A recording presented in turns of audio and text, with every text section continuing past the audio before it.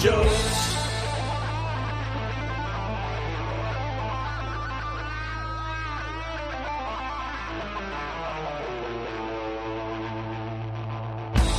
Welcome to the Regular Joe's podcast. I'm Dave Pisani. I'm Barry Kay. And I'm Todd Pleasant. There will be spoilers. Yes. Yes. We did not last week, but now it's time. Yeah. You might as well, if you haven't watched the first 3 episodes of Andor, or probably more importantly, Last of Us, there's going to be spoilers. So go away. Stay through the commercials if you want, but... I mean, don't go too far, because we want to keep you as a listener, but just, you're going to want to avoid... Just for this episode. Yeah. We'll be here when you get back. It's just, when you said go away, it sounded a little too permanent. I want to make sure people understand we're not shunning them. It's Dave, so... This is true. So, yeah. Go dig a hole and get in it. No. Just... Go see those things, watch those things, and then come back. And if you don't care about either of those things, or stick one of around. those things, then we'll just keep tell listening. you why you should. Yeah, we'll tell you what you're missing.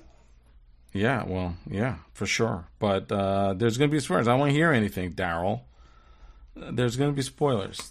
Daryl wasn't caught up, and we were all texting about shit. And he's like, I haven't been looking at the text chain because I'm not done yet. Yeah, we've got a bit of a Jedi Council text chain that we are constantly talking to each other on. So. Yes, and sometimes we get a little... I didn't realize... I said to my... Maybe an hour before he sent that, I'm like, wait a second. Daryl didn't chime in that he finished. But anyway, So, not your problem. But we're going to talk about, like I said, Andor and The Last of Us. First 3 episodes of each. Jam-packed. We were going to talk about the first episodes a couple weeks ago, but now we waited because here we are, right? Well, we couldn't talk about the first episode of Andor because they all dropped on the same day. The first episode of Last of Us is really just kind of The Last of Us, okay. Get comfortable, people, because it's going to get real. We're not talking about the studio. I'm not but you sure should watch it. I'm not sure that there's any reason to talk about the studio. I think there is. It's fun. No, it's fine. It's fun. It's good. Watch it. It's a good watch. Yeah, it's a good watch. So check that out. All right, let's do some random. Barry, what do you got? Well, I went last night to see Revenge of the Sith on the big screen, 20-year anniversary, and I have to say, it was glorious. It's been a long, long, long time since I've seen that movie on the screen, big screen. It was great. They had an introduction video by Hayden Christensen, and it was short, but he did a really nice job setting it up. He basically threw it to the movie and said, "This is where the fun begins," which was one of his great lines from the movie in the beginning of the movie. So that was fun. It looked amazing. I was really blown away by how well it's held up over the 20 years since it came out. Like, it doesn't look a day. It looks brand new. I mean, I was kind of surprised. And it's not a movie that they've gone back and changed or adjusted, really. It's also digital, too. Yeah, I mean, it was definitely the best looking of the 3 prequels with the digital effects. But yeah, and I have to say, I obviously I've seen the movie probably 20 times prior to this, but I really felt like modern Star Wars is missing a George Lucas factor. Like, there's just something about whether I know there's been a lot said about the prequels. Some people love them, some people don't. Whatever, but there's something about the George Lucas factor in those movies, and specifically in that one, that you just didn't get in any of the movies that have come since George sold the company, at least in my opinion. Like, every frame is packed with something. It's very dense. There's something to look at everywhere you look. The dialogue is clunky, but there's charm. Like, looking at it 20 years later, there's kind of a charm to that. I don't know. I really thoroughly enjoyed the experience seeing it on the big screen again, and so did a bunch of other people because it made $42.2 million. Second biggest re-release gross for an opening weekend. So yeah, what's the first biggest? I actually do not know, but I just read it was the second. Didn't I read that headline too. I didn't know what the first was. So, but I'm afraid it's Titanic, but it probably is. It probably is, or maybe Avatar. One of the other. First Avatar. One or the other. I'd be more upset about it being Avatar than yeah. Barry, the thing that you're experiencing is nostalgia. Yes, probably. It's like you are. I mean, things have changed a lot since that time, and we've seen a lot of different takes in Star Wars, and that really is the last time we saw it, from his hands. And pure George exactly, Lucas. and whether it's better or worse or whatever, it is the last time. So, yeah. It was just a really, really fun experience. I had a great time. I took two of my sons. My third one's away at school, so he couldn't go. But and they had never seen it on the big screen, and they loved it. And you could hear throughout the theater there were people that were quoting lines along with the movie. It was a lot of fun. It was not obnoxiously, not like people singing along at Wicked screenings or something. Did you wear your Anakin's Youngling daycare shirt? I should have. I was wearing a Skywalker Ranch hoodie. Okay. But yeah, I was representing. But you're right. I should have totally wore that. True. But it was a blast. I had so much fun. It was only this weekend, though, right? Wasn't it? Or I'm not sure if it's extended beyond the weekend or not. But if it is still out there and you're thinking of going to see it, I highly recommend it. It was a blast. It's funny how they didn't do it for Attack of the Clones. Yeah. Yeah. But you know what? I would, if they put that out again in theaters, I'd go see it. Just the experience of seeing it on a big screen. The second worst Star Wars movie. Yep. So, Todd, weigh in on that. So, no, I'm curious. I'm not going to leave. I'm not. It's not a bad thing. Do you think Solo's worse than Attack of the Clones? I think I do. I honestly think I do. Yeah. We don't want to start down this road again. I see nothing redeemable in that film whatsoever. I really don't, and I don't think it's that bad. I do, and actually the numbers are with me. So, speaking of films, we are in that perfect moment right now. Okay, I think of this as like the Schrodinger's Thunderbolts of movies right now. Okay, at this moment, okay. When people are listening to this, we will probably know whether we will know whether we won't. No, know. I'm saying they will know. It will be known. Okay, we're in the box at the moment. Thunderbolts is both a brilliant smash hit, everything Marvel needed it to be, or it's another dud. And so we're, like I said, right now we're in that box for just a few more days. And we should warn the audience now, next week's show is going to be Thunderbolts. It's going to be Thunderbolts. So, for better or worse. We're seeing it this weekend. Yes. So. For better or worse. There will be spoilers. If it's really bad, we're all going to watch Thunderball, the James Bond film. Which does not hold up. Definitely does not hold up. But it's something we can talk about. So anyways, like I said, we're in that little kind of precious bubble right now where, that the ceiling is hit, the bubble is held aloft entirely by optimism. So. Right. If we don't enjoy it, we'll talk about Tropic Thunder. Yeah. Which is a great movie. There's just so many we can hit. Which is so inappropriate, but so good. Right. So yeah, I'm curious. It's funny. You see movies like Sinners, which is a horror movie, did pretty good numbers last week. Minecraft movie. I mean, Jesus, if you don't make a movie for kids, making a movie for kids is a license to print money. Yeah. I think this is. I think it's going to be good, and I think it's going to do well, and that's what I do. I think this is. I question whether they should have flipped these two films, whether this should have been the summer film, and whether Fantastic Four should have been out now. But I saw the latest trailer on the screen last night before Revenge of the Sith, and it looks on the big screen. It looks amazing for Thunderbolts. For Thunderbolts. Yeah, it looked great. Yeah. Awesome. I saw both. They showed a Fantastic Four trailer also. But so, my other thing, little by little, they've been dropping kind of teasers and trailers for Alien Earth, which is coming out this summer. They just had something come on Alien. Yeah, and they just dropped like a 3-minute gestation through birth video of an alien, which is one of the creepiest things I've ever watched. But it's awesome.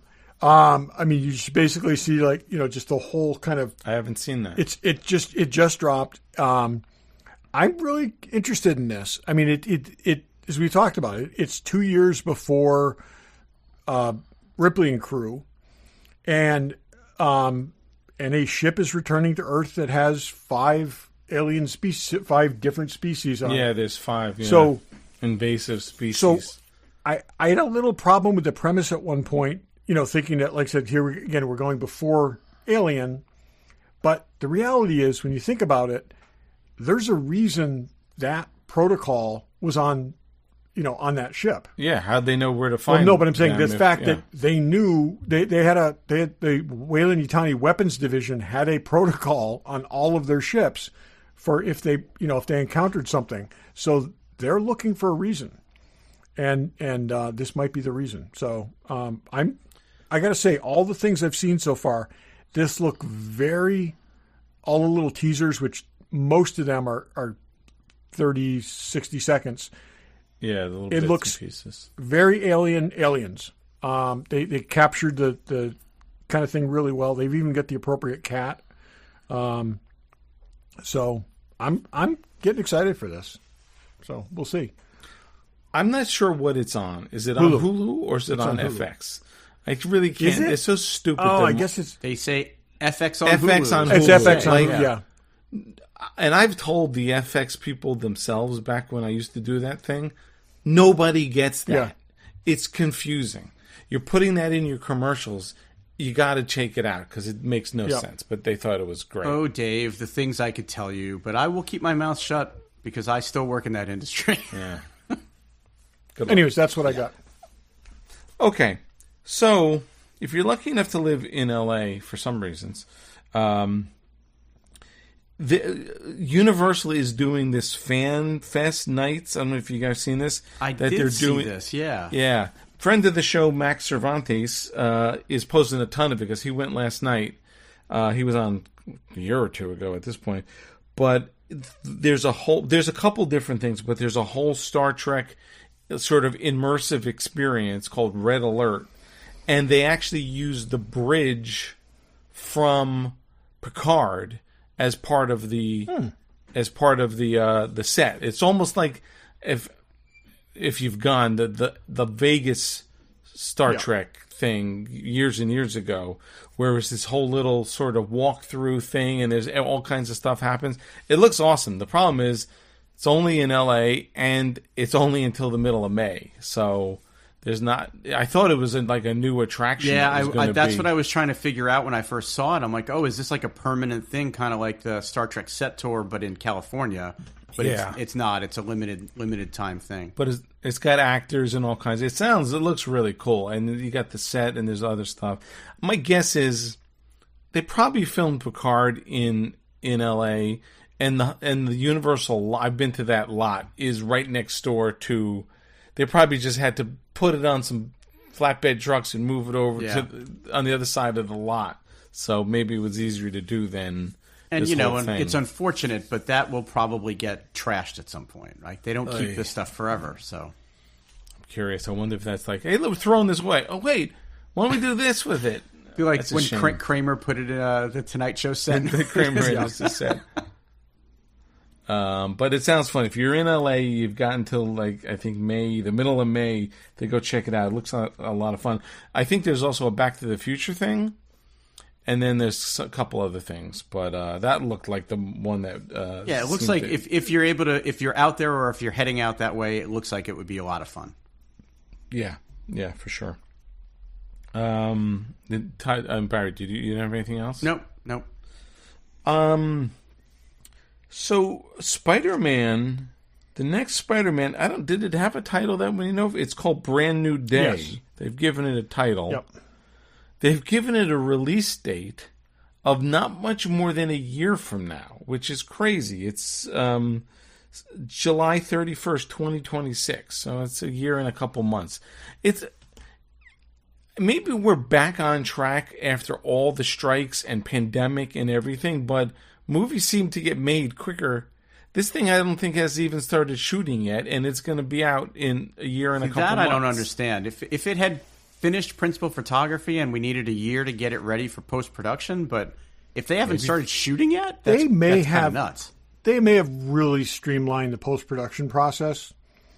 Maybe they have. Maybe it's, like I said, there was a lot of things that have gotten Maybe in the way like of stuff. So. Everything is in the volume now.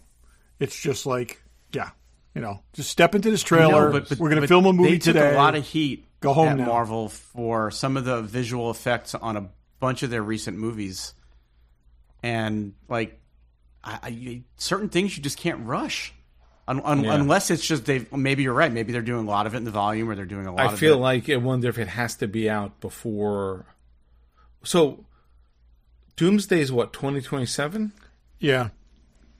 That's what's crazy. Principal photography I think is today, started on Avengers Doomsday.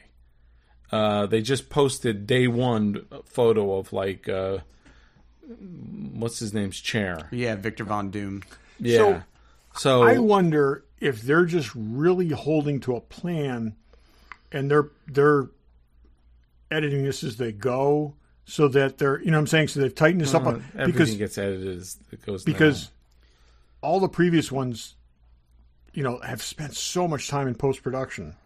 I'm thinking, how did they... Yeah, I mean, on a Spider-Man movie, there's a ton of post-production, I would think, but... That's what I don't know. I mean, they came out with a date, so... But it probably has to come out before Doomsday. You know what? It's interesting. I've been listening to the ILM podcast. They do a podcast like every other week, and a lot of it gets technical, and some of it, I'd be honest, I don't even fully understand. But it's interesting to me.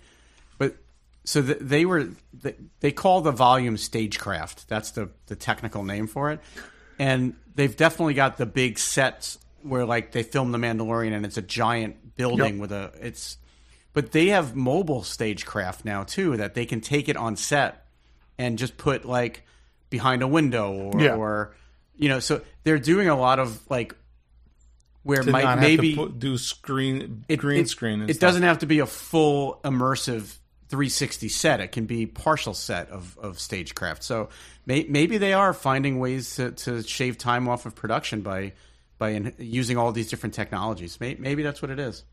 Who knows? But maybe, I don't know. Because I feel like principal photography, I think they're down to like 60, 70 days. I mean, it's not a ton. In the old days, the Star Wars movies, the first, trilogy, it was 120 days and stuff. I don't think they shoot as much anymore. I think when you have, 20 some odd co-stars, you got a tight window for everybody. And, with everybody else's other projects. So. But you would think with the Spider-Man cast, I was thinking like the Avengers thing. But yes, the Spider-Man. No, I know you were. But even something like the Spider-Man cast, it's a much smaller cast, but those are very highly in demand. I mean, Zendaya and what's his name? They're very in demand. Yeah. Tom Holland. Well, Zendaya reportedly is not even supposed to be in it that much. And she's got all kinds of stuff. But it's interesting. The other thing is, I think they've been held up by a lot of shit in the past 5-6 years. COVID, all the strike, all that stuff. And it's tough. But maybe if now we're in this normal thing. The other thing is, they shoot these things with like a dozen cameras. Back in the old days when it was film, it's like, you're lucky if you had two cameras. I worked on the last movie I worked on in the 90s.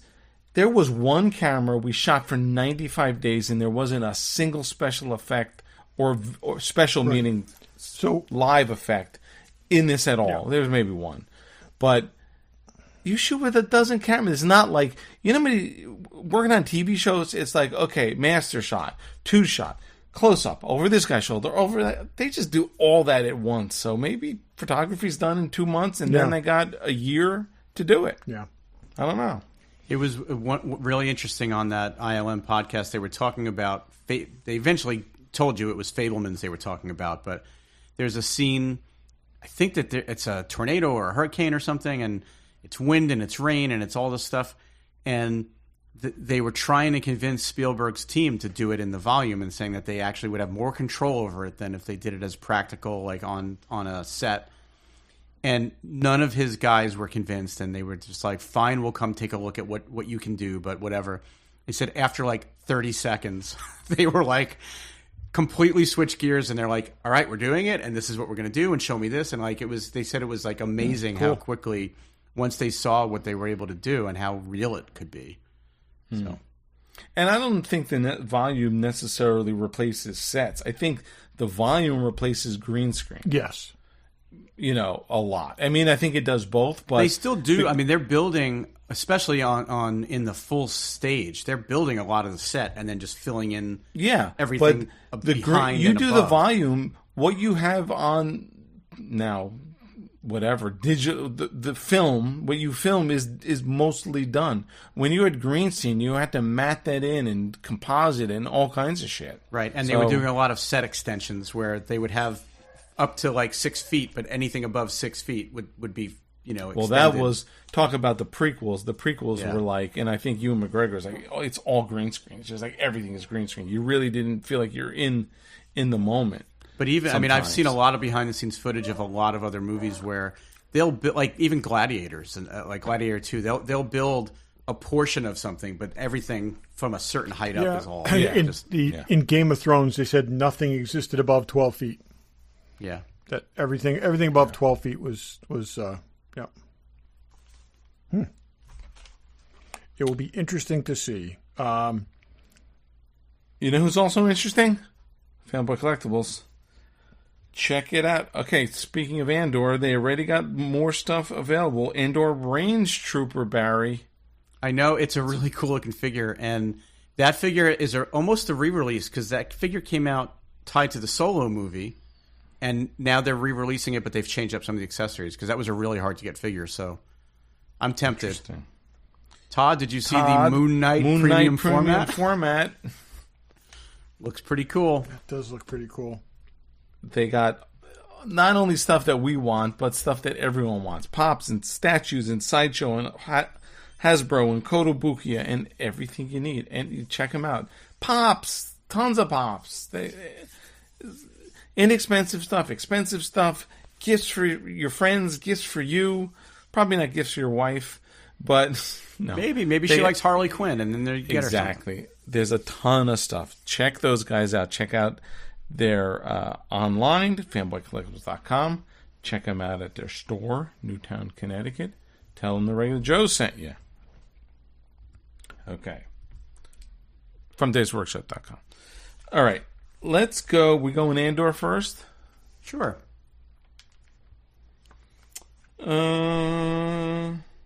You guys know I liked it, so why don't you guys tell me what you thought? I don't know. I liked it. I enjoyed it. We texted a lot. Unfortunately, we did text a lot about it. Not that any of the listeners were in on the text, but I liked it a lot. There are parts I think dragged, but overall, I get what they were doing. They're like, let's hit everyone so here's all the players, and they covered everybody. Yes. No doubt. Yeah. I thought the first episode was super exciting. Him stealing I thought so too. I thought the TIE Fighter the TIE Fighter, starting out with a scene stolen from Iron Man, was great. I like the TIE Fighter. You know what that TIE Fighter is from, Barry? Yeah, isn't that from one of the video games? One of the video games. So that's cool. I love that it's a. I love that he didn't know how to fly. I loved awesome. When he finally gets some of the radio and he says, "This was not the ship I was taught to fly." But the shit goes bad. But he obviously trained for this mission, and then it's not what he expected from minute one, including like where reverse was. I thought those parts were really good. It was neat to kind of see him a little further down the line, because last time around we got to see how you take a guy who's totally in things for himself and bring him around to where he is somebody that you could believe would sacrifice himself for something greater than himself. And how we talked to that person on the space station or wherever it was that he's now the guy giving the speeches to be in. And I love all that. I mean, the last time we saw him in the last episode, he told Luthen, "Bring me in or kill me. Like, make me a part of this or kill me." And that's and again, and I think that's we saw that often slow transformation. But this was good. I also, they need to reestablish all these people, need to show. I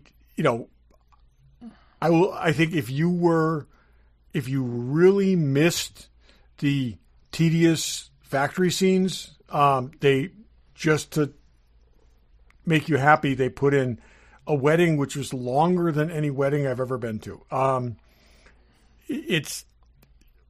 That's the only complaint I have about this whole thing. I mean, I loved all the other scenes. I didn't even mind the Lost Boys on the planet there. I thought that was I did. Yeah, people.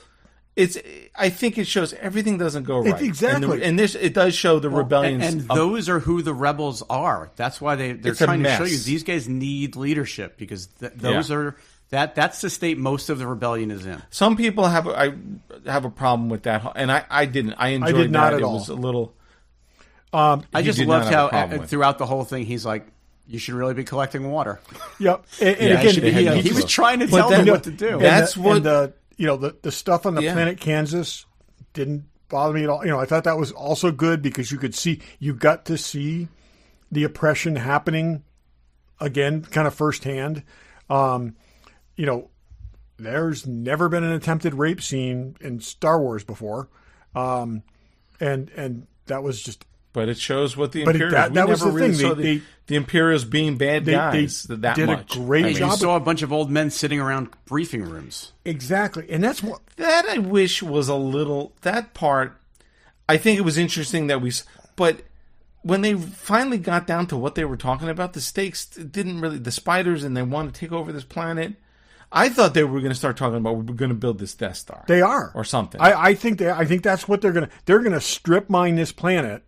And they're basically. But they need power. They're going to strip mine this planet. Unadulterated, and they're coming up with their justification to do it. They're going to fake a rebellion, and they're going to go in and just decimate this planet. And I think, is that how you read it, Barry? Is that what you got? I'm sorry. Say. Is that what you got? Oh yeah, they totally. Oh, totally. And they're looking for They're trying to figure out how they can strip mine that planet's resources and not come out looking like the bad guys. And the bad guys. That they are. And that was the thing that, to me, and like having the PR guys there, and it just, that was funny. It was funny. And it's just like, again, this is, it's a giant machine. It's a bureaucracy. It is a gigantic bureaucracy. And this is the early stages of the whole Death Star thing where they, it's still, again, it's, they've got a long ways to go with this. Well, the Emperor doesn't care what it takes to get it done. He does not. Jeez, but that sounds so familiar. They need to, pay attention to optics and all this other stuff because it's there's a rebellion out there. So, I wish it, but I didn't understand how this planet figures into. I guess this planet has a resource that they need. There's an ore there that it's unique to that planet. Yeah, I guess it's I get it. That's fine. It's like it's funny. It's like vibranium. That scene was like 4 minutes, and then we get an hour of this wedding, probably all told. It feels like, but I think that, and look, I'm not. People like the wedding scenes. They didn't like the wedding scenes, whatever. I'm not going to try to convince you guys that it was all. No one just to say, Barry, did you see a big contingent of people who liked the wedding scenes? I'm just saying. I'm not going to try to convince anybody. It seems to be everyone's writing. This is great. This is terrific. But what the hell? No, I pay attention to a lot more like Star Wars fan podcasts and other things than you guys do. People aren't all. Unilaterally saying that they disliked it. Their entire audience isn't all hardcore Star Wars fans either. Right. And the traditional reviewers are like, really? So yeah, but I don't care what they say. Okay, clearly. So go ahead. For me, I feel like we needed to see that transition for Mon Mothma. And it could have been done faster. I'm not saying it couldn't have been, but I actually enjoyed seeing how far how deep in she got. She didn't know what to do. Her whole life is falling apart. And she had that final moment, the straw that breaks the camel's back. She now has no choice. She is fully committed. And that dancing at the end was her way of just accepting her fate. And I think she's like, there's going to be one last chance of being. That's the thing. I was thinking about that, and I thought it was too long. I think if it was like, okay, it's long, I get it, it's a filler. It's not filler. That cost a fortune. And that's the thing that got me was there were more extras in that than anything else in this. Costumes and that was more expensive. And that's not CGI stuff. Anything. I mean, it's granted the halls are and all that kind of stuff, but there was just tons of people in there. I was waiting for new characters to be introduced. I was waiting for I thought there had to be something, and there may be.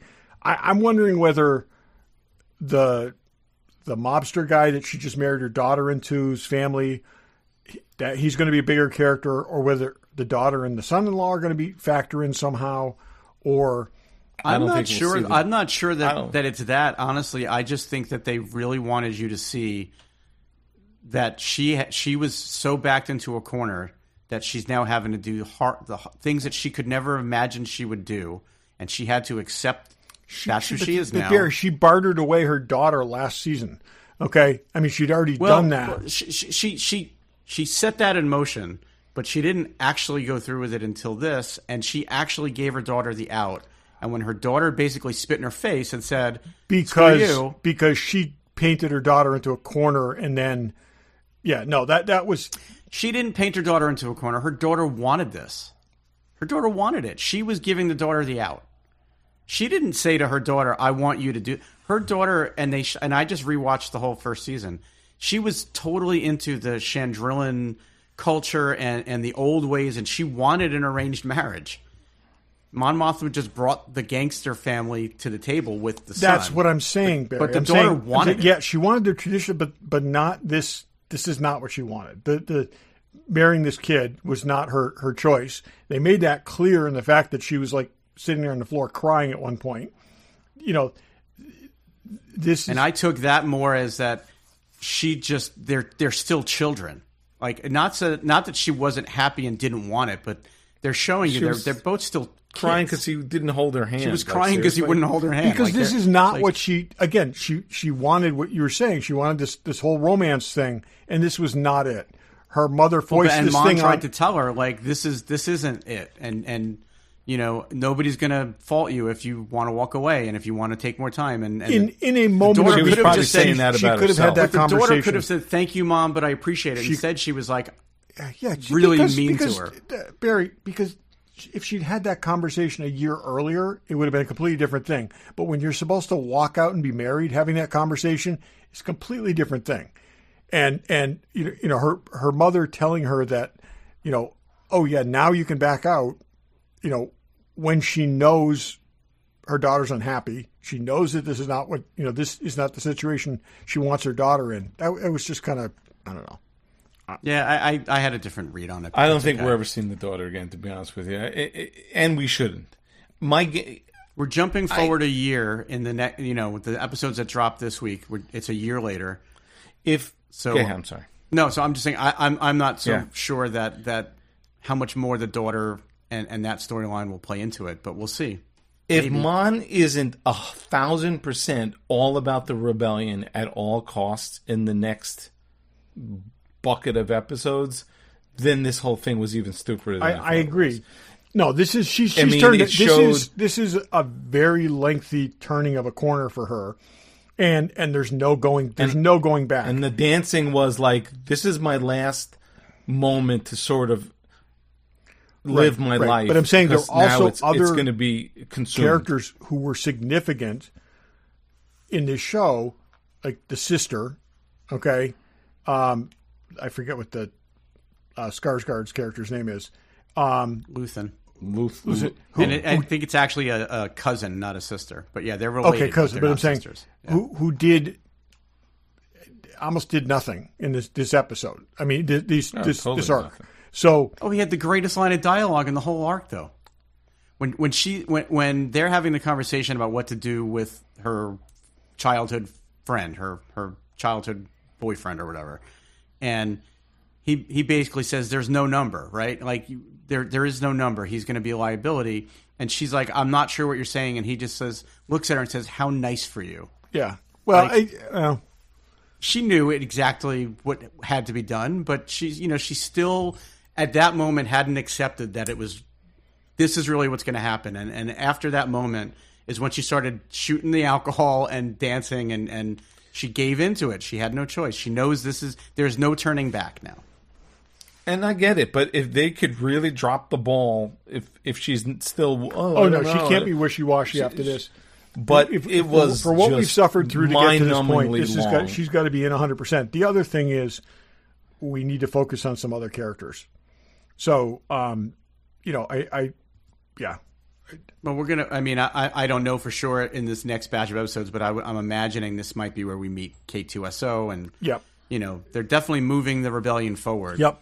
And what the thing is, the wedding, I still think it's a waste. I get it, and even the Andor himself, I liked all the stuff, but I never got the sense of what was he really accomplishing. If we're gonna see snippets, let's just talk about his storyline. Snippets of him getting towards totally pushing the rebellion forward. This didn't seem like that. He stole a ship. He stole a prototype ship that we never saw again in the entirety of the series. So this was a setback. They did. Was it? Okay. I mean, I got all that, but I felt like it should have had more stakes. I don't know. It also showed that they continue to be able to get into restricted Imperial facilities and undermine them. Yep. Yeah. Okay. By the way, if you thought the dancing was too much, the official Star Wars YouTube channel released an hour-long video of Mon Mothma dancing to that song. I gotta tell you, as a way of basically saying "F you" to all the people who are complaining. Some producer somewhere was like, "I want to have the biggest wedding." Oh no, this ever is in Star Wars. This is stupid. Ryan Johnsoning right here is what this is. This is somebody. Oh no, no, this is. They were not. They should have been controlled. No, this is somebody. This is somebody just like, we've done it. We got this thing. We got to go. We got to go big. This is the casino planet. Okay, and again, they could have established what they established in this in easily everything they did in a third of the time. Yeah. And it's the only, like I said, it's the only complaint I have about the whole thing.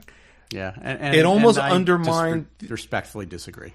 It undermined some of the other stuff that were way too quick. We saw less of Andor than we did of her. It was a waste of money, frankly. I don't know. And again, it's still, like I said, I think it's still really, really good. I'm really enjoyed it. This is. I'd like to edit it. Give me some scissors. I could tighten this thing up. I honestly kept going, Barry. I kept going back to this, and I watched it twice. But the first time when they kept going back to that scene, I'm like, okay, something of importance has to happen now. Okay, this is going to be really important, and that's not. And this is good, and it's like, well, but and even if it turns out that it holds no more importance throughout the rest of this season, I'll be okay with it. But something may. Like, Tony Gilroy's done a good job with this show. Like, most things aren't just there because somebody felt like making a really big wedding. Yeah, but if we're there may be something else to it. If it was the next week, fine. But we're skipping a year. Okay. The wedding's in the rearview mirror. The choreography stuff of the wedding, okay, all that could have been background. Okay, the climbing the mountain, all this kind of stuff like that. It's again, they went to a huge amount of effort to make this thing and show this thing. They created a whole culture, okay, to advance one part of this plot, and that's what I'm saying. It was just, I think it's over. I really just think it's grossly overdone. I hear you. It didn't bother me the way it bothered you guys. Someone's either boyfriend or girlfriend left them before they were supposed to get married, and someone needed to have a wedding. This is the last thing I'm going to say on this, okay? My wife watches wedding shows, which I find intolerable, okay? And she was like, halfway through the second episode, when is this wedding thing going to end? And then it just kept going. She said exactly the same thing, and she probably loves Star Wars more than I do. And she said, that was really great, but what the hell were they thinking with that wedding? I agree. And it was just, and again, like I said, this is someone who watches wedding shows. It's like, To me, the stakes are higher. Like the fact that we know there's 12 episodes, and each 3-episode arc is going to be a year, and we're driving towards what we know, and to have it wasted, time wasted, feels. It really, it's so funny because if they had done this over, there were more seasons, it wouldn't be so bad. But I'm like, we are wasting precious. But I have a feeling time. that we are now going to see a fully committed Mon Mothma. I don't think that there's going to be any hesitation. I think that, if they needed to use these intercut scenes between all the other storylines to really drive home that, she had to walk away from, because I don't think the Mon Mothma that we see in Rogue One or in A New Hope or in any of the other movies, I don't think that she's not still with her husband. She's not still with her daughter. Like, she has had to give up that life. It's so funny. I feel like there is an equivalent in our own universe where, dudes dress up like people they're not. These guys dress like Jedi. Like Liberace versions of Jedi. But like the whole ceremony with the knife and stuff like that. And it's just like, this is someone who is in love with this crap. And it was just like, we get to make up a whole culture. And like I said, none of that was, it was barely tangential to her progression. But we're gonna talk about the other show in a minute. They made up a whole culture for episode 3 of that show that it probably means nothing in the grand scheme of that show either. Yeah, but it was introduced and resolved it served its purpose. No, I hear you. Look, whatever. I just feel like I hear what you guys are saying. I just disagree with it, and that's okay. That's fine. I'm so thirsty. I just would like to have a drink. Yeah, please imbibe from your crystal skulls anytime. Yep. All right. Did you guys? I'm trying to move us off the wedding. Yep. Did you realize that whole stuff that took place with Cassian and those other rebels that was Yavin 4? I mean, obviously we didn't know that until he took off. Yeah. But no, I didn't get it till then.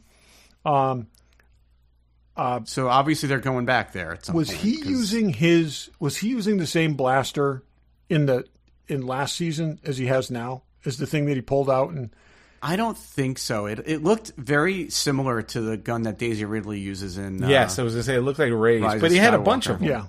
Yeah. He had a bunch. It looked familiar. I was wondering if that was a Rogue One thing or what it was, but it was. I feel like there's no way he gets captured. He's in concealment. He's going to have a. Oh yeah, no. The gun looked familiar. I was just wondering what the.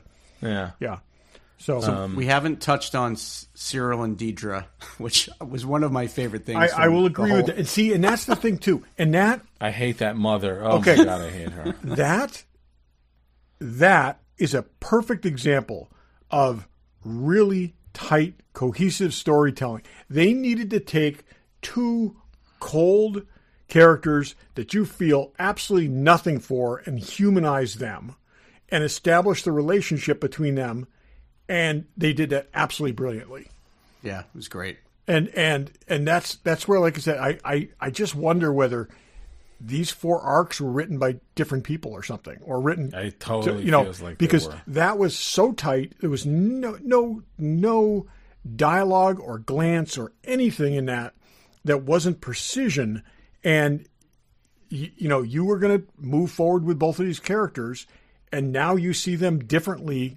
You regard them differently than we did before, and also their relationship is very, it's you see the strength there where before it was this very tentative thing. So Tony Gilroy wrote all 3 episodes. I think that was look up, please Google Tony Gilroy left at the altar. Yeah, and see what happened to him. Yeah, I think, like I said, that to me was extremely well done, and like I said, precision. So there's a lot of talk also about the Bix scene and whether or not that was too far. Did they cross a line for Star Wars? What did you guys think? No, because this is Star Wars for adults. They put a warning before it. One of the things that I really like about this show is I feel like they go way too cutesy in a lot of the in a lot of the Star Wars stuff, and that's just, I don't know, it irritates me. It's been a thing since the Ewoks. The only cute element in this thing is the kind of Japanese trash receptacle looking robot, droid, who they now apparently left behind. So,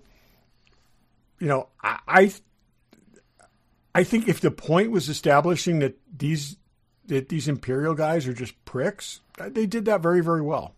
But they also showed that she doesn't take shit from anyone. Despite being half that guy's size, she fought back. And still recovering from the trauma of being tortured. Yeah. Oh, yeah. Yep. Yeah. And that's the other thing. Exactly. An Imperial officer tortured her. It's still haunting her dreams. She fought back and took this guy out, and brutally, just absolutely brutally. So, yeah. Yep. Yeah. No, it was totally. It's funny here. Wipe out all the future Star Wars in the timeline. We're at the point where here we are establishing how bad the Empire is. You really didn't get that even in Star Wars. They're like, oh, they're just guys. Hey, they're dressed like Nazis, but they didn't do anything so hard except for Vader. Yeah, that's what I was saying before. I think we saw very guys early on we saw a torture droid. So that's true. But Vader and the Emperor, you got to see them a little bit being bad. Well, Vader was killing his own people. But most of the Imperial officers, we saw them sitting around on the bridge of a ship or sitting in a briefing room. Like, this is seeing like the rank and file being bad guys. So yeah, I do remember a bunch of Jawas getting killed and Uncle Owen and Aunt Beru getting taken out. I wasn't under the impression that these were nice people. But I'm talking about Imperial officers. No, but again, Imperial officers, they're following orders. Okay, it's not rogue stormtroopers out there. Again, they dress them like Nazis for a reason. So they're the bad guys. There's clear. They not all of them could be smoking. So they dress them like Nazis. I did not have a problem with that. This is really hard to shoehorn this into the same world with Baby Yoda, but I think it's a grittier, more realistic take on this universe. Yeah, I mean, for me, the only thing that I had no problem with it at all. It may have gone. We may not have needed her to say the words, "He tried to rape me." Like, it was so clear what he was trying to do. I don't know that she needed to say that, but it's not like it was going to change the opinion of the Imperial guy outside that was ready to kill her. But, well, it's interesting. That guy was a little hesitant. Yeah. Yep. And that does show. I think that guy also knew what was going on, but wasn't going to do anything about it because of his position. Well, they're going village to village. I don't think Bix was the first. Oh, I don't think so either. And I think he's Bix may be the hottest one. He's basically a driver, and yeah. So, but no, I think this show's great. I've enjoyed. I like it a lot. Thoroughly enjoyed it, but it's not without its concerns. But they are not huge in the scheme of things. Yeah. Can't wait for the next 3. And that's the other thing too. It's like, I felt in the previous season we had entire episodes that really should have been compressed, and this is just one element of 3. So, yeah, that we had probably a 55-minute, a 45-minute, a 50-minute.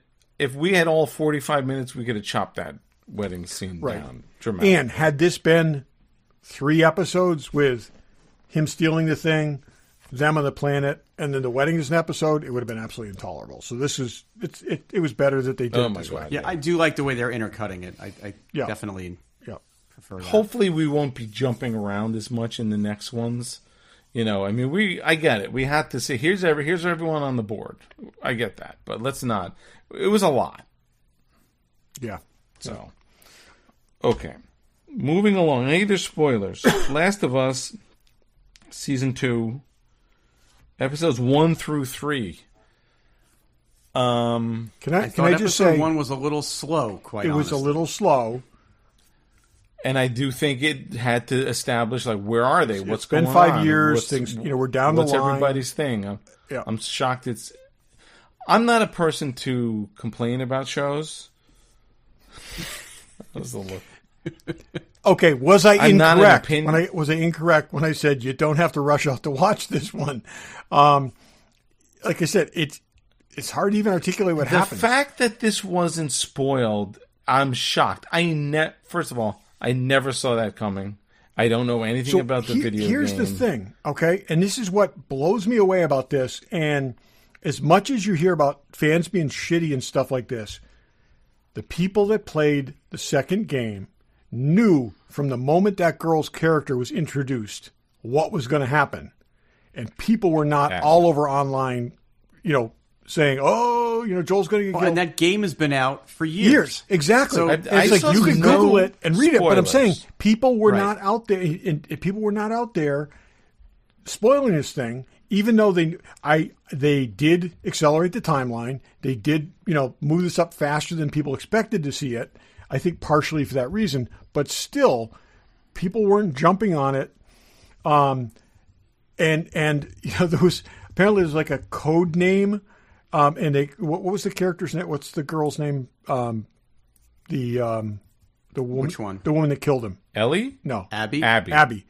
Abby's golf game. That's what they would call it. Oh. And they'd say, "Do you think Abby's golf game is going to?" So there's actually they were talking in code, trying to keep this, going back and forth on forums. We haven't even said it. So Pedro Pascal's character Joel gets killed in this episode. The star of the show gets killed. Let's just say not only that. Well, I mean, I guess she's the star of the show now, not him. Yes. But yeah, this second episode was the scale of it was like a traditional season epic. Finale of any other show. And if you think about this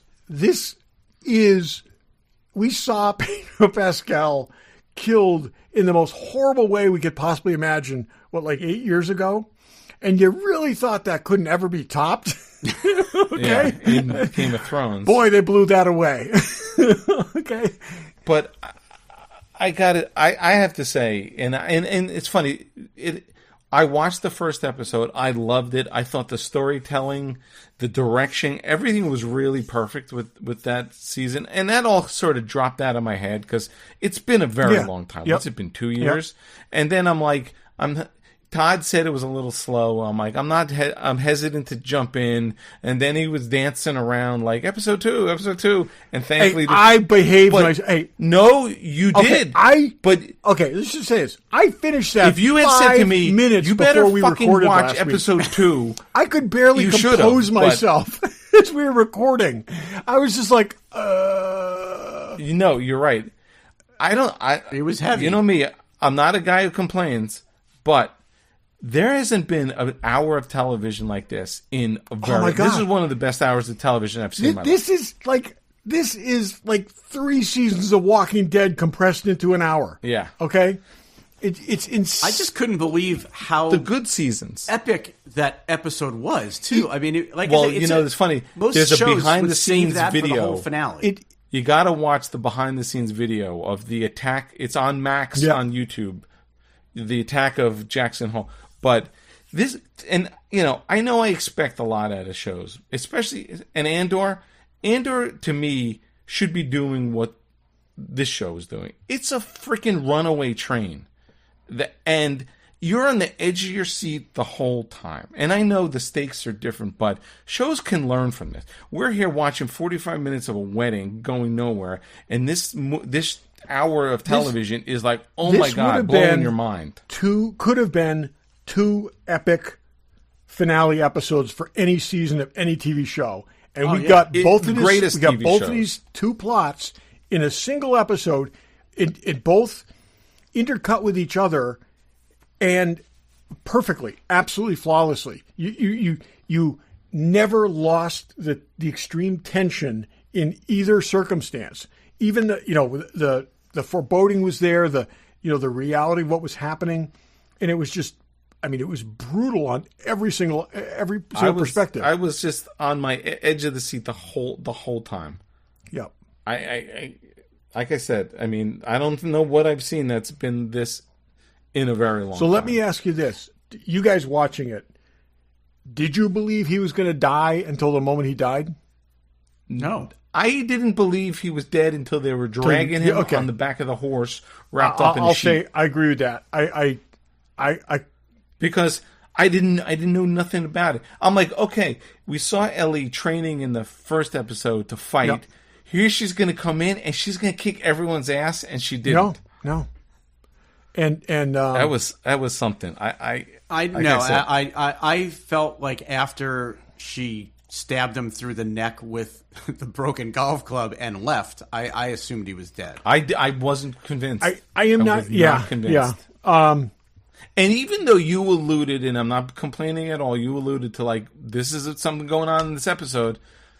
I still didn't believe. Oh yeah, no. And the thing is, again, the reason I was pushing you guys to watch it was I was already seeing spoilers out there. Okay, and I didn't think you'd make it 2 or 3 days without it being spoiled. I'm shocked I didn't. I didn't get to watch it till the Thursday, so it was out for 4 days before I finally got to watch it. But you were in like an Andor coma at that point. I was in an Andor coma. I literally Survivor coma. Yes, I watched 3 episodes of Andor same night. Yep. Then I watched this. I mean, it was a lot going on.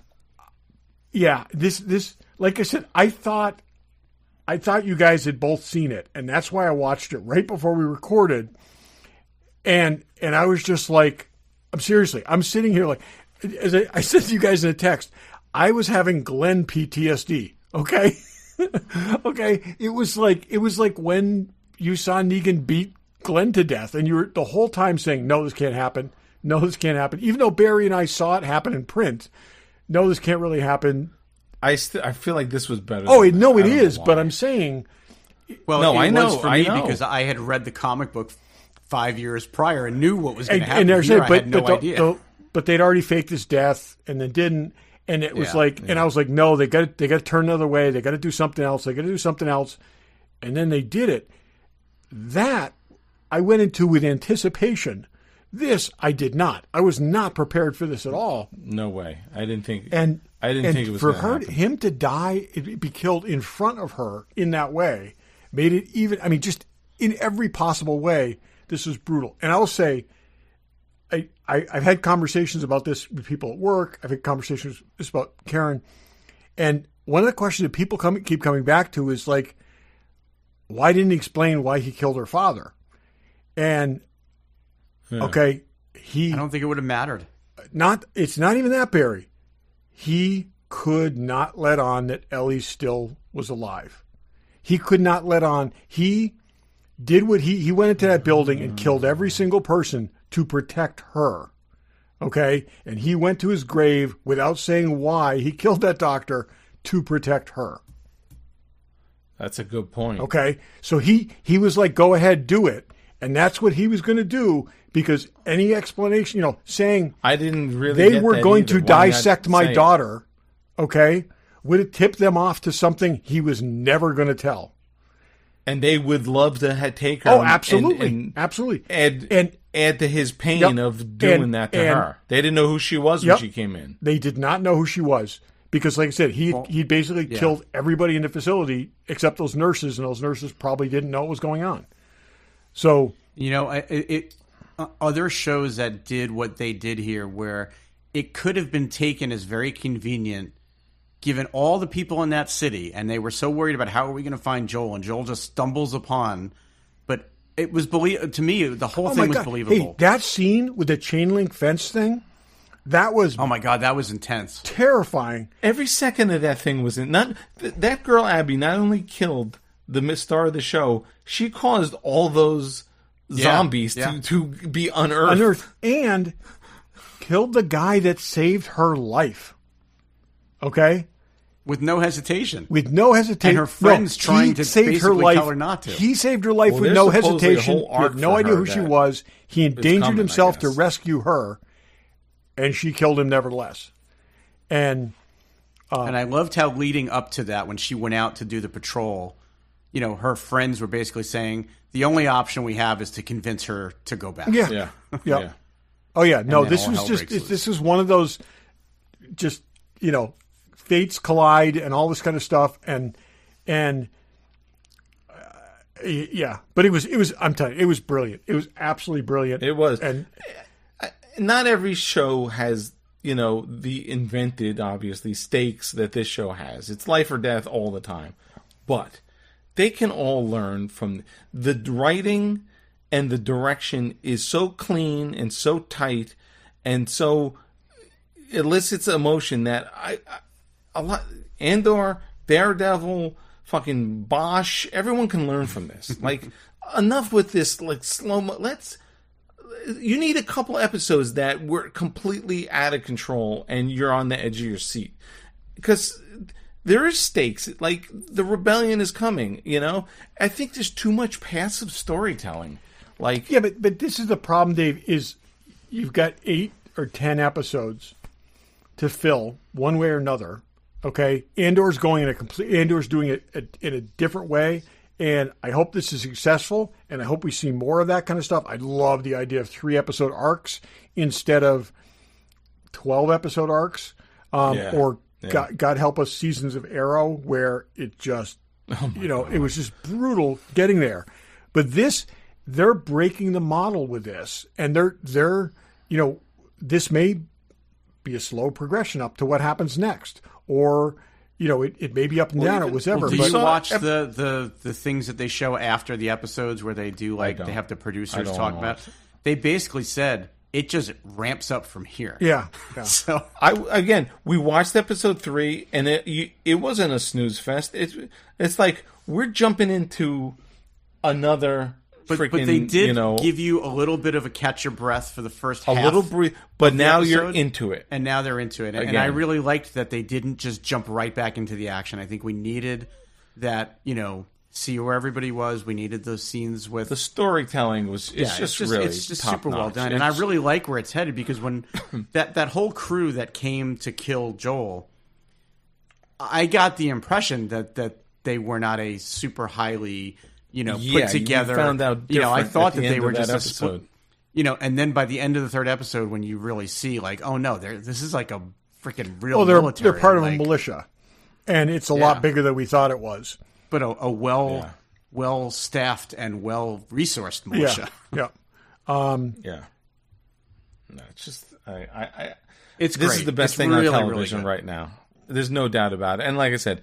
That's one of the best hours of television I've seen in. But now here's the other thing, right? They blew us away out of the gate. Can they sustain this for the whole season? If so, it's going to be mind-blowing. I think they've got some karma with this. They can, You're living off that tension. Yeah, you are, but you still have to, put it this way: we all want to see her get revenge as much as she wants it, right? So we've bought into this journey, okay?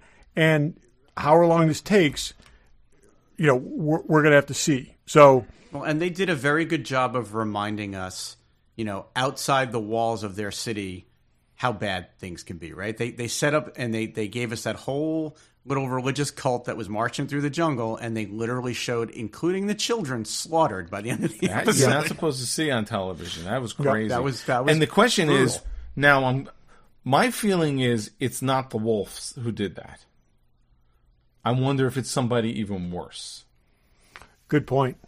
Yep. Because maybe. And again, I don't want to know if anyone watched the game, does Ellie and... what's the other girl's name? Dina. Dina have to team up with the wolves to defeat someone else or some crazy shit like that. It'd almost be too convenient if the wolves are just as murdering. Well, this bastards. has to end with Ellie killing Abby. It may not end this episode. No, but this season. No. I mean this season. I meant that this season. Now here's the thing. So I had quite the night at television. It was 3 hours of Andor, an hour of this, and then I'm sitting there like, oh my God. So I think I mentioned before the show, there's a couple of things on YouTube. One I think was like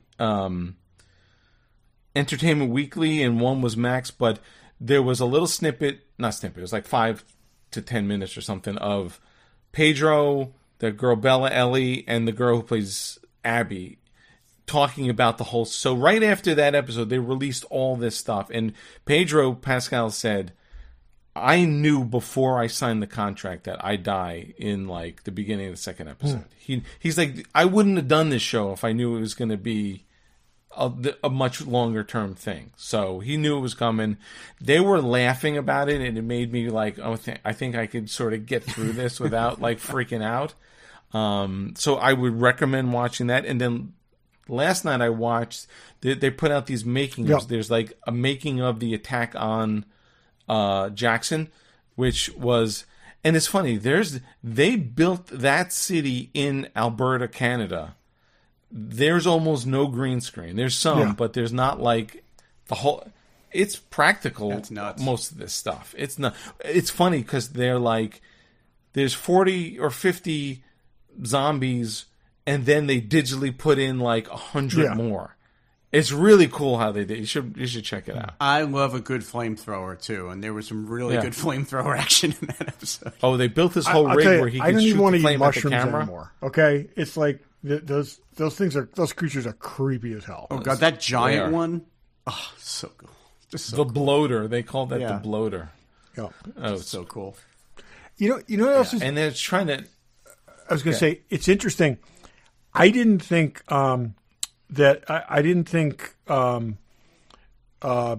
his brother there. I think it's Gabriel Luna. Tom looked that much like him initially. He does. As they've aged him a little bit. Okay, they've like shaped his eyebrows, and they've done different things like this. Because if you look at pictures of him, he looks. They now look very much like brothers, but. He looks less like he actually looks now, because they both had to bring them, quite. I mean, he's 42 years old, so he's playing older than that now. But really, I mean, again, they just do such a great job with the show. I think it's brilliant. It's really so. Dave, how did you handle the therapy stuff? Because I know this is a problem for you. So, what do you mean? You really don't like time on screen devoted to therapy. I don't? Yeah. I love shrinking. I know you love shrinking, but you complain endlessly about it in Discovery, which was horrible, and also in Daredevil. That's why I was wondering. No, I didn't not like. Well, the therapy in Daredevil was boring with the Kingpin, and it was too convenient. I don't. Well, Discovery felt like therapy, but it was actual therapy going on. I don't love what's her name's character. I think she's great. I honestly, I don't love she's like the female equivalent of. I think she's terrific. I think she's a female equivalent of Harrison Ford. It's It's fine. I mean, everyone needs it. It's almost like, to me, everyone needs it, and no one needs it. Like, we're dealing with freaking monsters killing our family. I imagine that has got to be like the worst possible job. Being the only surviving therapist. Well, that's why she's an alcoholic. That's what I'm saying. She's smoking as much weed as she can get her hands on. Being the only surviving therapist in a horrorscape. So. Oh, you know what was funny? In episode 3, and I'm sure you caught, when they were like, okay, here's what we need. And Dina's like, 100 rounds of handgun ammo for each of us, and 50 rounds for the long guns. I'm like, are you kidding me? And then that popped back into my head when we see all the wolf people coming by. I'm going anywhere in the apocalypse. I'm carrying 1,000 rounds. I don't care where I'm carrying it. 100 rounds is nothing. Yeah, but it's, again, you're on horseback. 2 of you on one horse. And you got to go hundreds of miles. I'm not carrying 100 rounds. I agree that 100 rounds was probably... I would go to the range and wear 70 rounds on my belt. What you need is a baseball bat wrapped in barbed wire. That would do it. Or apparently a golf club. Yeah. It's Too funny. soon, They Barry, really too showed soon. that golf bag, like that guy. And the first time I saw the golf bag, I'm like, that's a little out of place. What's that all about? Not even having a freaking clue. Just the serendipity of how she's there wondering how the hell is she ever going to find Joel, and he basically rescues her and brings her back to her cabin. Like, Crazy. So unfortunate for Joel. I was straightening out a corner of the basement, and I've got all these extra golf clubs, and I'm like, I may need those for something. Oh God. Anyway, all right.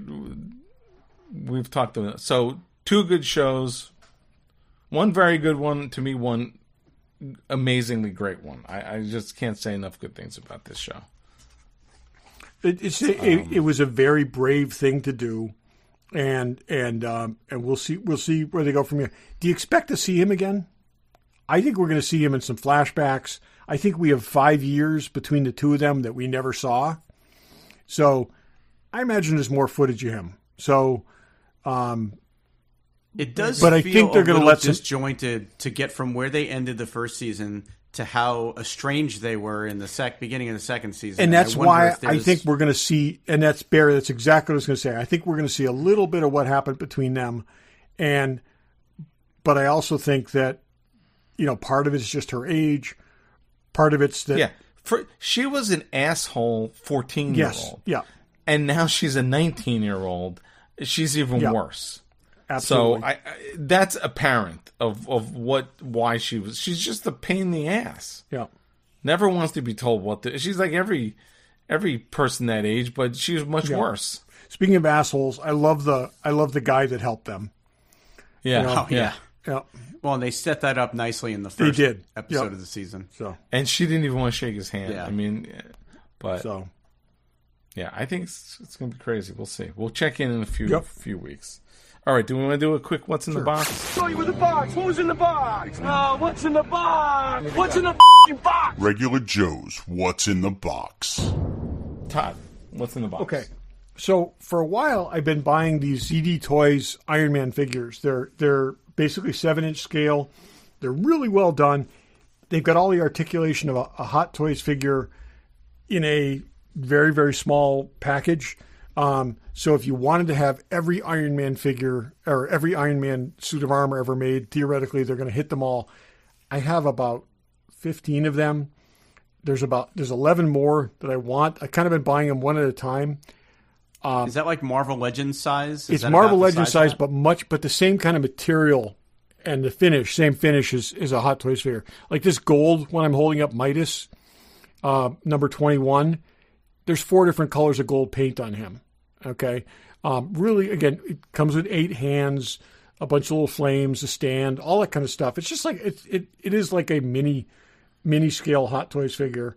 Just very kind of cool. You can buy these on Amazon for about $39 to $49 a piece, depending on which one you're interested in. Some come with light up chests and stuff. I have been buying them from a company in China, one at a time. They're about $24 a piece when you buy them from this company in China, and you wait a couple weeks for them to show up. And I've just been every couple of months, I'll buy myself another one, and pretty soon I will have all of them, or thought I would. They're now $58 a piece. So in the space of the 2 weeks while I was waiting for this one, the price more than doubled for them. And so it is the shape of things to come. So hopefully that gets resolved. Yep, and we'll go back to something more reasonable. But like I said, very, very cool, and in a much more space efficient way of having all the Iron Man armors and cost efficient than buying all the Hot Toys figures, which are undoubtedly cool. Which you've done also. What's that? Yeah. I do, but I think I only have like 12 or 13 armors.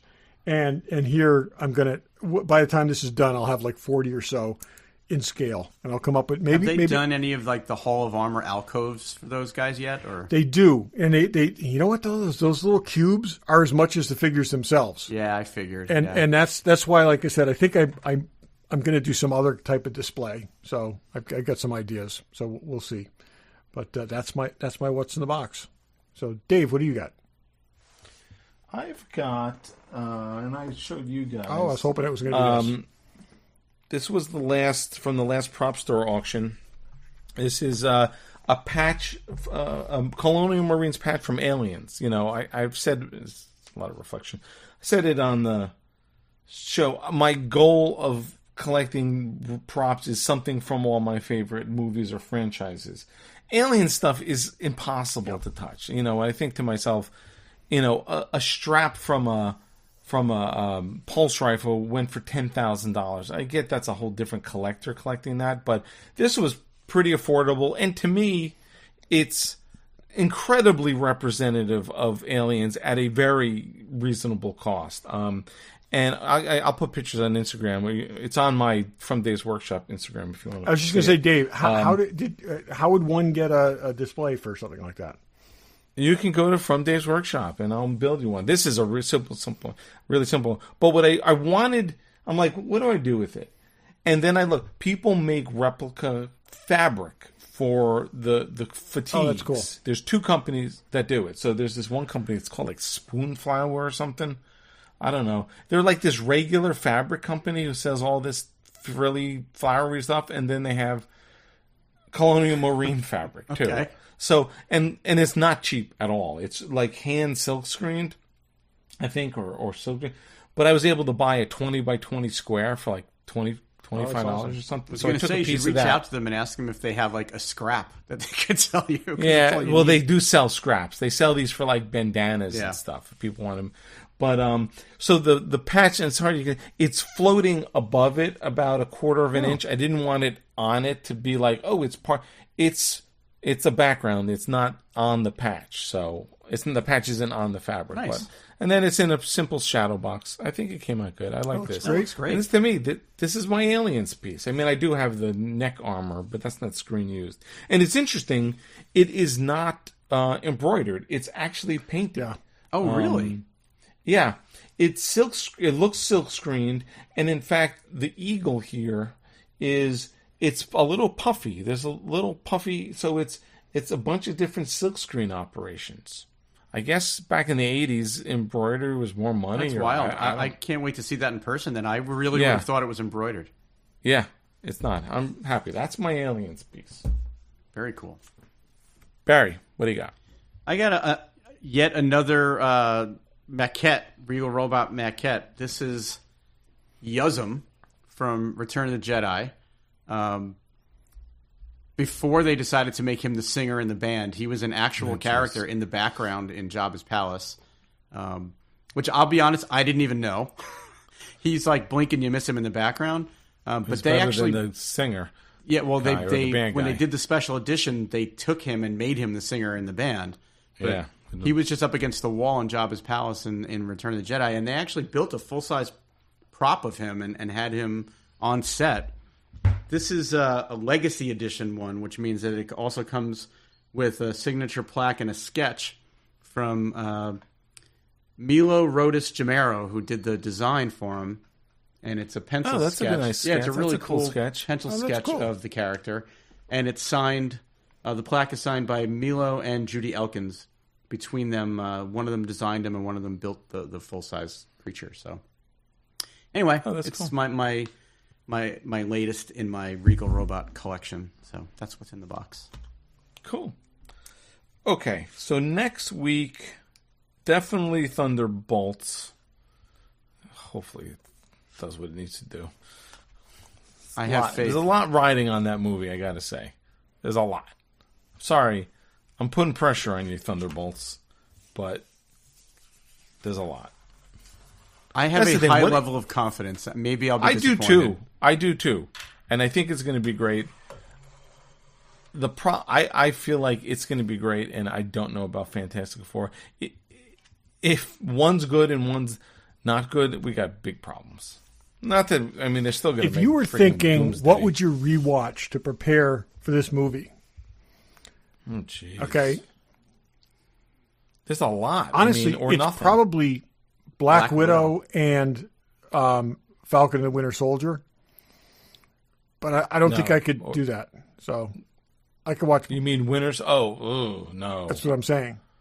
because that's where You could watch The Winter Soldier. could Captain do that. America, But I'm which I saying don't need to. I watch it every I think 3 Black months Widow at is least. enough. I think Black Widow is going to be enough. And I've seen it recently, so I feel like I'm pretty You could good watch on that this. one. You could watch it's Ant-Man and Wasp. You could watch. I mean, Yeah, I mean, there are characters in this that are elements from a lot of different movies, but I think if you want, yeah. I mean, and the funny thing is, those are both on. I just watched Black Widow twice in the past like 3 or 4 months. It was on. I literally watched Winter Soldier. It was just on the other day. We watched it eating dinner. It's on all the time. So, Black Widow is a better movie than I think some people give it credit for. I agree. yeah, I Yeah. agree with that. Totally agree with that. Underrated. It really got screwed over on timing. It Yeah, really for did. sure. I'm trying to think. Who else is in it? I mean, that Black Widow, you cover Yelena and you cover Taskmaster. Red Guardian. Dragon or whatever his Red name Guardian, And, Taskmaster.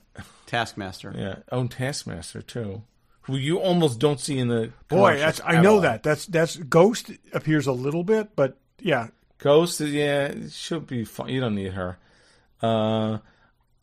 U.S. agent guy, I get, but it's certainly not worth sitting through that freaking series. No. Who else is... And there's probably a couple videos on YouTube that give you the condensed. Here's everything you need to know about Falcon and the Winter Soldier. Oh, we already series. know. I'm just saying, it's just like Yeah, but I'm just saying if No, you for want a some people. refresher, you can probably do it in a Well, 10-minute I know YouTube video. I'm seeing it at the Alamo. They do a great job of recapping everything you need to know before you watch a movie. That's the other thing about Andor. There wasn't even... yes. Okay, I would say that was really surprising to me. They should have told... I watched... kind of told Karen. Karen's like, I don't really remember what happened last season, and I was like, oh yeah, there'll be a recap. No, It's funny. We started watching it. There was no recap, and we went. Who the heck's the guy? He did a really good job. I think he's called like the recap guy or something like that. And it was like 7 minutes, and it was perfect. Well, that would have been easier than what I did. I rewatched, You all rewatched the 12 whole thing. episodes leading up to But it. there is what the hell? This guy, I guess he does recaps, and then conversely, The Last of Us had a great recap. he did. Yeah, Yeah. yeah. I don't Yeah, know. they should have done I something. That makes no sense. thoroughly, I think I said this on the last show. I thoroughly enjoyed my rewatch, though. It's. I think I enjoyed it better as a rewatch because it was not waiting week to week to week for the episodes. I just And did also like 3 or 4 episodes waiting a day. for things to happen. I mean, it's just like when you know the pacing of it, it's just like I said, and I've said this over and over about the show. It's like reading a novel. It's like you're not guaranteed something's going to happen in every chapter, but you move forward with every chapter. And I didn't mind the pacing as much on my rewatch. that's what I'm either. saying because Yeah. you don't have you're not expecting traditional pacing and payoff and whatever. Right. And I still think it's brilliant. So one of my favorite Star Wars things. Cool. All right. Next week, you know what we're doing? Watch it. You have you got a week. You got time. Yeah. Go see Thunderbolts in the theater. Get back to the theater if you haven't been back. Yeah. Do that. All right. And thanks for listening. Thanks for listening. Thanks for listening.